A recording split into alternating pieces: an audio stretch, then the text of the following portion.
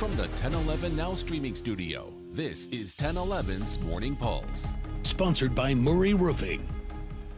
Good morning. This is Craig Allison with your Morning Pulse for Tuesday, August 26th. Our first story this morning is from last night. Lincoln Public Schools inched a step closer to locking down their 2025 to 26 budget. Updated property valuations led to a small adjustment, so the district's tax levy will drop 8.8 cents instead of the previously estimated 7 cents.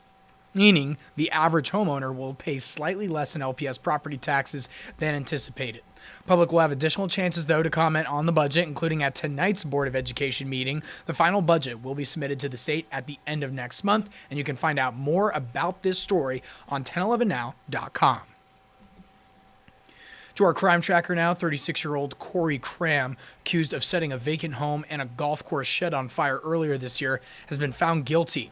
He pled no contest to 2 counts of second-degree arson, burglary, and possession of a destructive device, and now faces up to 30 years in prison. Police say in January, Cram set a vacant home near Northwest 56th and West Holdridge on fire, causing $350,000 in damage.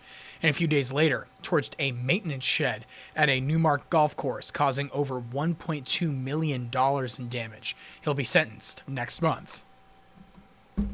Over to state politics, a bill signed into law by Governor Pillen yesterday highlights juvenile justice reform measures.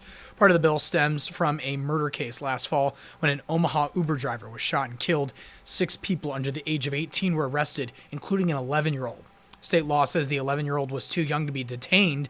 LB 530 would change this, lowering the age a juvenile offender is detained from 13 to 11. Bill also gives law enforcement the right to look at sealed juvenile records, redefines the term reckless driving, and makes changes to fines and penalties. Over to a concerning trend across the nation. Instances of false active shooter reports on college campuses are going on.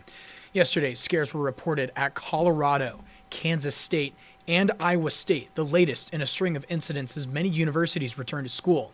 So far, all of these reports have been a hoax, including an incident last week down at Doane University in Crete.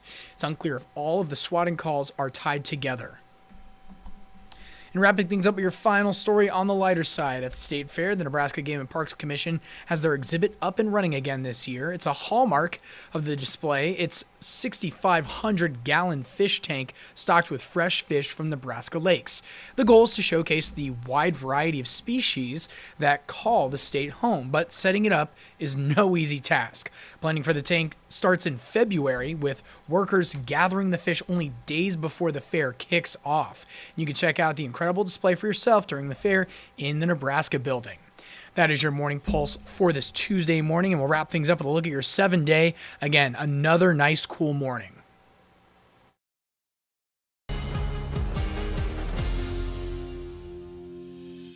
You've been listening to 1011's Morning Pulse.